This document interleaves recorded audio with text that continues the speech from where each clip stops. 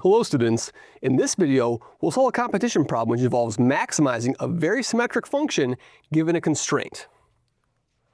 Let's find the maximum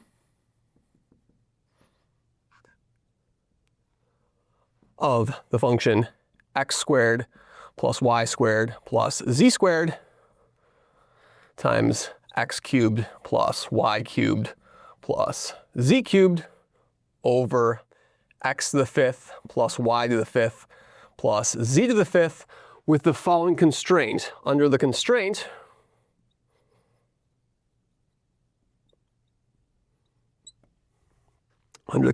that x plus y plus z is equal to 0, okay? Now you may be saying to yourself, if you've taken some multivariable calculus, I'm just going to look around and multiply this. That's the wrong approach to this problem. There's so much symmetry in this problem, we really want to lean into that symmetry. I also know there's a great deal of homogeneity. It's homogeneous of order 0, right? Because if I scale x by lambda, y by lambda, and z by lambda, the lambda cancels out. So in some sense it's a one-dimensional thing. So there's lots of symmetry, there's lots of structure here that's beneath the surface. There's symmetry, I can interchange any of the variables, so it's permutation invariant. And like I alluded to, it's homogeneous of degree 0. Not many things can accomplish that. That gives us a hint about how to approach the problem, okay?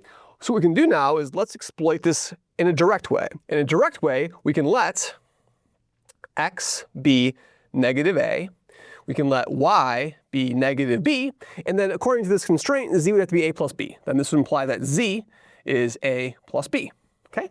Just I reparameterize, I make them, some of them are negative, some are positive, I just do it in this fashion. It works, right? A, B, and C, A and B can be chosen in this fashion. Great. Okay, now plug it in, right?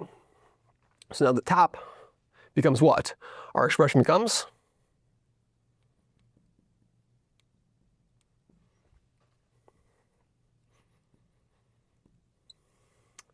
let's see what's x squared. X squared is going to be a squared plus b squared plus a plus b squared. So I'm going to write that as a squared plus 2ab plus b squared. That's the first term, so that makes it look a little bit messy. Then what do we have over here? Then we have a negative a cubed, then a negative b cubed, then a plus. I'm going to have a plus b cubed, which is a cubed plus 3a squared b plus 3ab squared plus b cubed. Whew, that was a lot of work. That's okay. All divided by what? All divided by negative a to the fifth, negative a to the fifth, negative b to the fifth, and then the fifth power of this, right? So I use the binomial theorem. It's going to be an a to the fifth plus 5 a to the fourth b cubed plus 10 a cubed b squared plus 10 a squared b cubed, and then plus 5 a b to the fourth plus b to the fifth power. Great.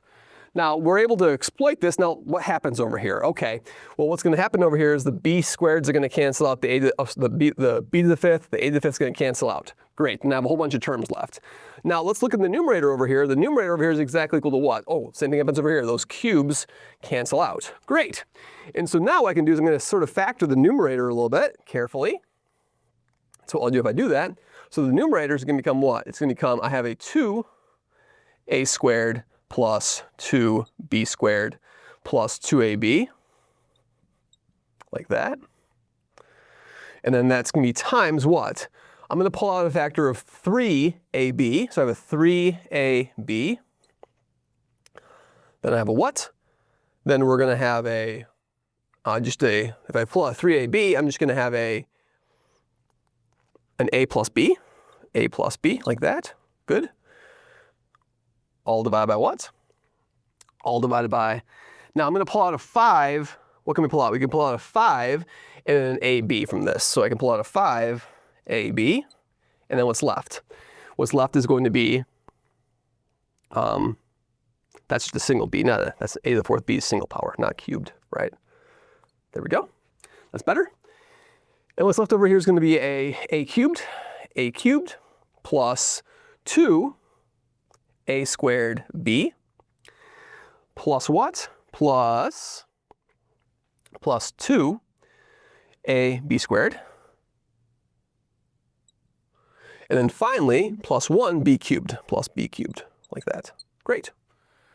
All right, excellent. And so now here's the key factor over here. I can at least cancel out this a plus b over here and this a plus b over here, right? So it's going to simplify and pull out a 2.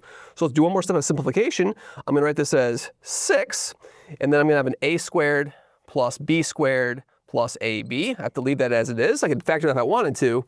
And then I'm going to have a factor of a plus b, all divided by the denominator, right? And there's a 5 in the denominator.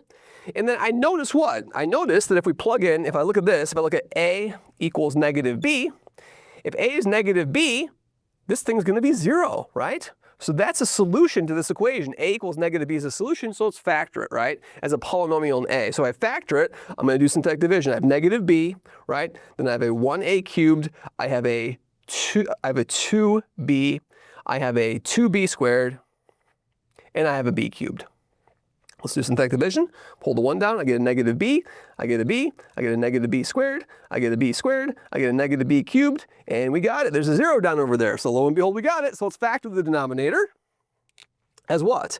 There's a 5. I can pull out an a plus b. Great.